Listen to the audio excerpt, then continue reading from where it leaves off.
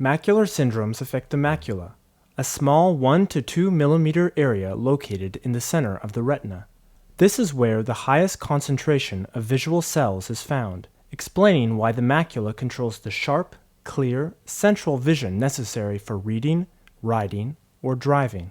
The rest of the retina is responsible for the less precise vision of the peripheral field. In all macular syndromes, no matter what the cause, retinal vein occlusion, inflammatory disease, post-surgical disease,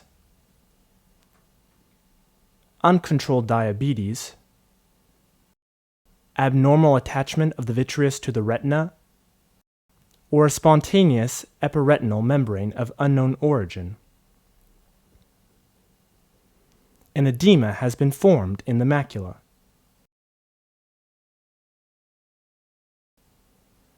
This edema will then extend and disrupt the nervous cell connections, and thus a good amount of visual input will not be sent to the brain.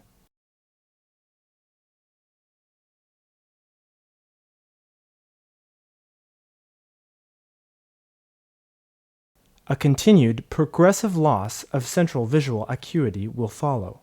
The bigger the edema, the more vision that will be lost.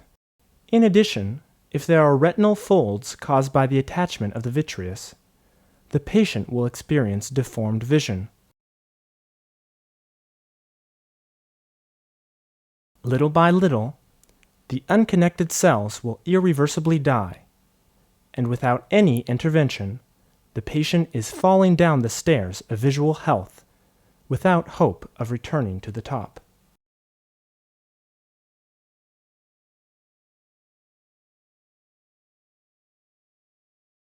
The goal of the operation is to stop the vision loss, or even potentially obtain a slight improvement.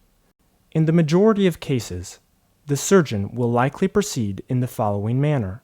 First, he will do a vitrectomy, that is the removal of the vitreous body with the help of a vitreotome, replacing it with an appropriate liquid. He will then remove the posterior hyaloid, the envelope of the vitreous body, often stuck to the retina.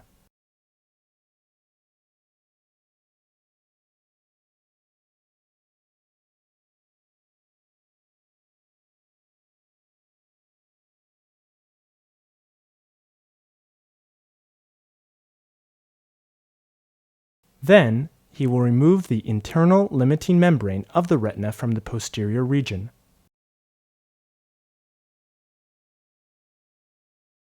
This membrane is a very thin film, a few microns thick, or, in other words, 10 times thinner than a piece of hair.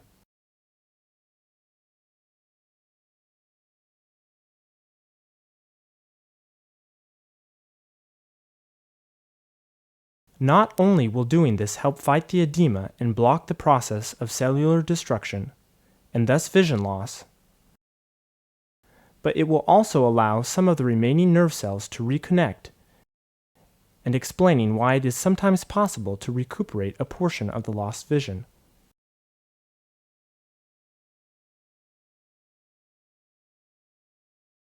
As soon as you leave the clinic, you will place eye drops in your eye. The name of the eye drop, the frequency of use, and the duration of the treatment will all be stipulated by your original prescription. You will be able to take off the eye patch the day after the operation. You will be able to participate in normal activities, but you will need to respect certain precautions for an additional 15 days. First, do not irritate your eye. Be careful when you use shampoo and soap, and do not use swimming pools. Second, avoid all sources of infection. Avoid catching a cold and avoid infected people. An ocular infection is a very serious complication that necessitates emergency treatment. If your eye experiences redness or pain, call your surgeon immediately.